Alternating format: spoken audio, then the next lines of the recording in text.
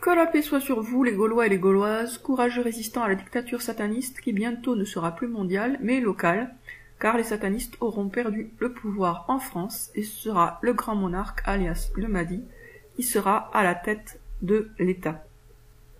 Le profil des gens qui vont, des croyants entre guillemets du coup, des croyants qui vont s'opposer au grand monarque Mahdi, est déjà définissable. On peut déjà savoir qui a le profil de refuser de suivre le grand monarque, alias le Mahdi. Bon, je vais dire le Mahdi simplement, hein, mais pour moi c'est aussi le grand monarque. Donc, du côté des chrétiens, qui va refuser de suivre le grand monarque? Eh bien, ça va être des gens qui seront cramponnés à la Trinité. Puisque bien sûr, le Mahdi, le grand monarque, ne va pas être trinitaire. Il va pas croire à la Trinité et il va être contre ce dogme-là. Donc ceux qui sont très très très à fond sur la Trinité vont refuser de suivre le grand monarque. Ceux qui sont à fond, à moins qu'ils aient une illumination, bien sûr, hein, mais s'ils restent tels qu'ils sont actuellement et qu'ils sont à fond sur le côté Trinité, ils le suivront pas. Et ils s'opposeront à lui, du coup, hein, parce qu'il y aura plus que 2 camps bientôt, donc ceux qui sont pas pour seront contre. Et ceux qui sont persuadés que Jésus a été crucifié aussi seront contre. Donc ceux qui s'accrochent avec ferveur à la croix, au symbole de la crucifixion, seront contre. Donc les trinitaires et ceux qui sont aussi à fond pour la crucifixion, enfin qui y croient et qui... Alors actuellement tous les chrétiens y croient, hein, mais il y a ceux qui y croient et puis ceux pour qui c'est essentiel. Ceux pour qui c'est essentiel, il y a des chances qu'à ce moment-là, ils ne renoncent pas à cette croyance. Après bon, tout est possible, hein, les gens peuvent se réveiller, mais bon, ce profil-là, c'est pas le bon pour suivre le grand monarque. Et du côté des musulmans, qui va refuser de suivre le Mahdi, ce seront les gens qui sont persuadés que tous les chrétiens vont en enfer, puisqu'ils voudront pas s'associer à d'autres chrétiens derrière le Mahdi. Ils voudront pas s'associer à des chrétiens derrière le Mahdi, donc ceux qui sont persuadés que les chrétiens va des rétro-satanas, c'est des démons, enfin en tout cas ils sont gravement égarés, etc. Ceux-là ne suivront pas le Mahdi. Puisque dans le Mahdi, il y aura des chrétiens et des musulmans. Enfin, des gens qui avant étaient chrétiens au sens courant et des gens qui avant étaient musulmans au sens courant. Sauf que il y aura une redéfinition des termes à ce moment-là.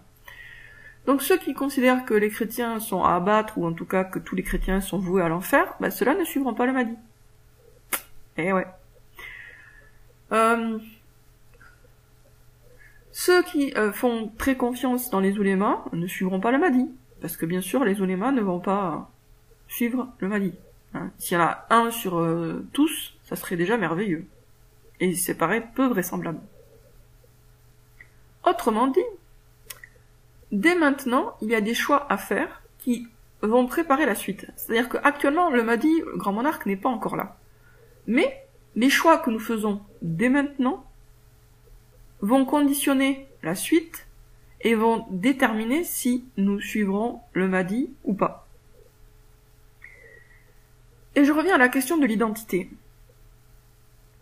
J'avais écrit un texte il y a déjà pas mal d'années sur le fait que, en tant que croyant, en tant que musulman, il fallait mettre l'islam au cœur même de son identité. C'est ce que je pensais à l'époque. C'était une erreur, ce point de vue, parce que dans l'islam, terme très polysémique, il y a du bon et du moins bon, du pur et de l'impur, de la vérité et du mensonge. Bon, dans l'islam dit traditionnel, mais de toute façon, comme c'est le même mot pour parler de l'islam originel et de l'islam traditionnel, dans les deux cas on parle d'islam, le mot lui-même induit cette confusion nécessaire, enfin inévitable. Donc si on met l'islam au centre de son identité, on n'a pas mis l'amour de la vérité au centre de son identité. Mettre au centre de son identité, ça veut dire qu'on va tout faire pour être conforme. C'est-à-dire que l'identité, l'image de soi, c'est quelque chose de fondamental pour tout, parce que nous nous donnons naturellement pour objectif d'aligner nos actes sur notre image de nous-mêmes. C'est-à-dire que même quelqu'un qui n'a pas d'objectif, il a spontanément et naturellement et malgré lui, pour objectif de ressembler à son image de lui-même. Si par exemple il se voit comme très sportif, il va naturellement faire du sport. Parce que son image de lui-même le tire et le pousse à l'action, dans ce sens-là. Notre image de nous-mêmes, c'est une espèce d'objectif involontaire. La façon dont on se définit, dont on se voit, nous détermine en grande partie nos actes et nos non-actes. Si on se voit comme quelqu'un d'intelligent, on va essayer de se comporter de manière intelligente. On peut faire des erreurs, mais on va essayer de se comporter de façon intelligente. Si on se voit comme stupide, on va faire des actes stupides qui seront conformes à notre image de nous-mêmes. C'est pour ça qu'il est très important de croire à sa propre intelligence. Petite parenthèse, il y a un type qui avait fait une tentative de suicide en se tirant une balle de fusil dans la tête, et il s'est raté entre guillemets, c'est-à-dire il s'est pas tué, mais il s'est rendu aveugle et défiguré par cette balle. Eh bien, j'avais vu une émission sur lui, et il a dit à plusieurs reprises dans l'émission qu'il avait un neurone. Donc lui-même se considérait comme un imbécile. Et effectivement, il avait fait un acte stupide. Se tirer une balle dans la tête, c'est vraiment stupide. Et mais bon, voilà, c'était conforme à sa définition de lui-même. Il se voyait comme bête, je n'ai qu'un neurone, et donc il a agi comme un imbécile. Il a essayé de se suicider. Donc pour dire que l'image de soi, c'est quelque chose de très structurant et qui détermine naturellement nos actes, nos non-actes et nos objectifs. En fait, on ne peut avoir d'objectif que dans le cadre de notre image de nous-mêmes. Notre ego, au sens image de soi, EGO, donc notre ego, définit le cadre dans lequel on va pouvoir se donner des objectifs. Si, au milieu de votre ego, vous mettez musulman ou musulmane, c'est bien, mais le problème c'est que vous n'avez pas mis vérité. Il faut mettre au centre de l'image, au centre du cadre, au centre de notre image de nous-mêmes, il faut mettre amour de la vérité, ou vérité. Pourquoi ? Parce que si on le met au centre, si vraiment on se définit comme ça, eh bien on va agir conformément à ça, et donc on va trouver la vérité. Donc si vous voulez trouver la vérité, et donc au final, parce que c'est devenir à terme un soldat du Mahdi ou du grand monarque, vous avez besoin de vous définir en tant que amoureux de la vérité, amoureuse de la vérité, quelqu'un qui aime la vérité par-dessus tout, qui veut la connaître, qui veut la dire, qui est prêt à tout pour connaître la vérité, qui veut vraiment savoir ce qu'il en est vraiment. Et du coup, islam ou christianisme se retrouve un peu moins au centre, on va dire pas loin dans la périphérie, mais pas au centre même, à côté. Pourquoi ? Parce qu'effectivement, qu'est-ce qui fait la valeur de l'islam ? C'est sa part de vérité. Qu'est-ce qui fait la valeur du christianisme ? C'est sa part de vérité, on est d'accord. Si le christianisme était faux, il n'aurait aucune valeur. Si l'islam était faux, il n'aurait aucune valeur, on est d'accord. Donc il est logique de mettre l'amour de la vérité au centre de vous-même, de votre définition de vous-même, et de mettre la religion à laquelle vous adhérez moins au centre. Pas à la périphérie. Bon, pas à la périphérie, pas loin, mais quand même à la périphérie. Et si vous avez cet état d'esprit-là, si vous dites, moi, j'aime la vérité, voilà, j'aime la vérité, quelle qu'elle soit, quelle que soit son étiquette, j'aime la vérité, c'est ça qui me définit. Si vous faites ça, si vous faites ce travail intérieur de vous redéfinir en tant que amante de la vérité, eh bien, vous êtes déjà un soldat du Mahdi, vous êtes déjà un soldat du grand monarque, puisque le grand monarque alias le Mahdi arrive avec la vérité. C'est un envoyé de Dieu. Jésus aussi arrive avec la vérité. Donc vous êtes déjà un ami de Jésus, de retour, et un soldat ou un ami du Mahdi ou du grand monarque.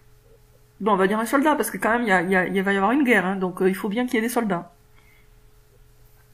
Et ces soldats, c'est l'élite de l'humanité, hein. Je le dis franchement.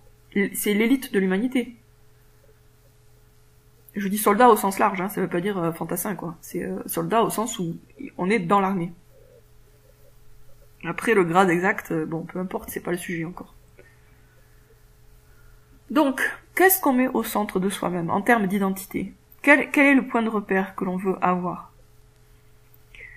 Moi, je n'en vois que 2 qui soient vraiment valables, ou on va dire 3. 1, l'amour de la vérité. 2, l'amour du bien. Voilà, de faire le bien, ce qui est bien.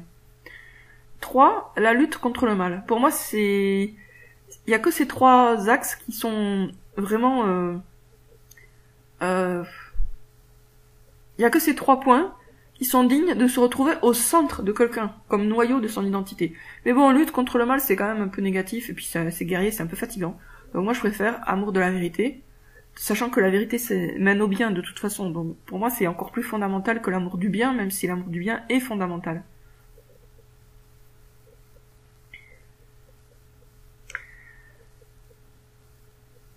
Il y a deux repères fondamentaux, ou on va dire deux oppositions fondamentales. 1, vérité, mensonge. 2, bien, mal. En réalité, quand on se raccroche à une identité religieuse, le problème c'est que on met de côté ces repères fondamentaux. Bien, mal, vérité, mensonge. À quoi ça sert d'être chrétien si on croit des mensonges et si on fait le mal? Ça sert à rien, on est d'accord. À quoi ça sert d'être musulman si on croit des mensonges et qu'on fait le mal? Ça sert à que dalle, on est d'accord. Donc l'essentiel, c'est de croire la vérité et de faire le bien. On est d'accord? On est d'accord.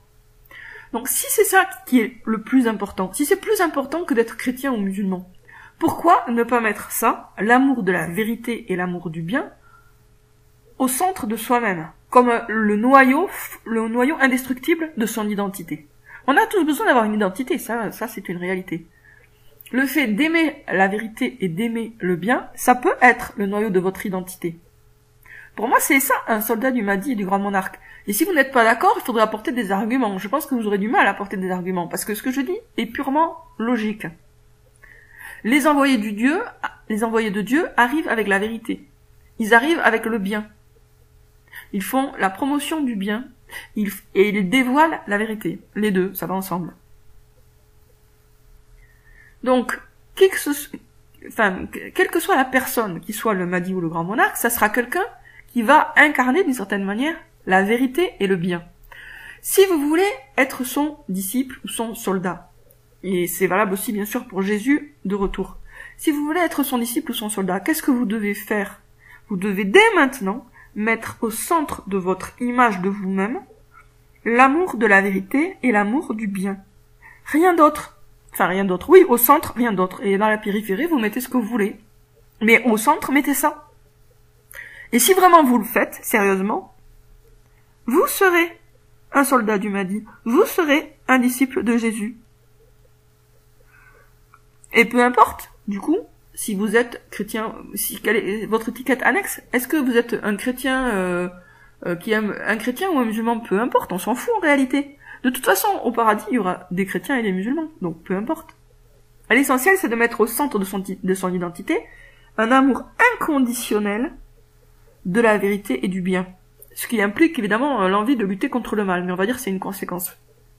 Si vous mettez au centre de votre identité cet amour inconditionnel, il n'y a pas de condition. C'est-à-dire que vous aimez la vérité, même si elle arrive avec l'étiquette que vous détestez le plus, quoi. Voilà. Il y a des étiquettes qu'on aime et des étiquettes qu'on déteste. Je sais pas, moi, pour un sunnite, l'étiquette qu'il déteste, c'est chiite. Donc, si vous avez un amour inconditionnel de la vérité, vous êtes prêt à accepter la vérité, même si elle arrive avec l'étiquette chiite, par exemple. Alors que de base, vous vous définissez comme sunnite. Mais si vous avez cet amour inconditionnel, vous êtes prêt à accepter une vérité qui arrive avec l'étiquette qui vous énerve le plus, qui vous met en rage. Et pareil, bien sûr, si vous êtes chiite, avec l'étiquette sunnite, etc. Tout ça, c'est dans tous les sens. C'est valable dans tous les sens. Ce que je vous dis là, je sais très bien que personne d'autre ne vous le dira. Mais personne. À mon avis, hein. En tout cas en français. Bon, peut-être dans d'autres langues. Et encore, franchement, j'ai des doutes.